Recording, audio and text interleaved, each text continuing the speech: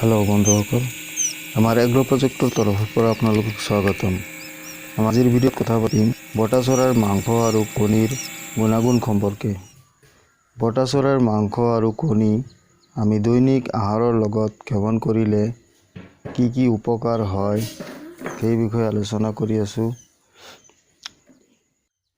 যিসকল নতুন বন্ধুৱে আমাৰ এগ্ৰো প্ৰজেক্ট চাই আছে তেওঁলোকে অনুগ্ৰহ কৰি আমাৰ চেনেলটো সাবস্ক্ৰাইব কৰিব, কাষৰ বেল বাটনটো দবাই লাইক আৰু কমেন্ট কৰি আমাক সহাৰি দিব যাতে নতুন নতুন ভিডিঅ' বনোৱাৰ প্ৰথমতে আপোনাৰ নটিফিকেশনত পায়। ভিডিঅ'টো চাই থাকক আমাৰ এগ্ৰো প্ৰজেক্ট। বটা চৰাইৰ মাংস আৰু কণীৰ গুণাগুণ বহুতো।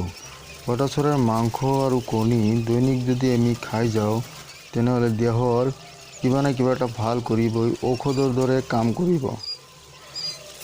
ইয়াৰ উপৰিও বটা চৰাইৰ কণীয়ে আমাৰ ত্বক সুন্দৰ কৰে, ত্বক স্বাস্থ্যৱান কৰে, সুন্দৰ স্কিন ছালৰ যিকোনো বেমাৰৰ উপকাৰ কৰে।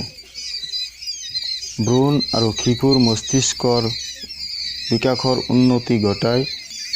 শিশুসকলৰ বাবে বা শিশুৰ পৰা বৃদ্ধলৈকে যিকোনো বয়সৰ মানুহৰ বাবে বটা চৰাইৰ কণী আৰু মাংস উপযোগী।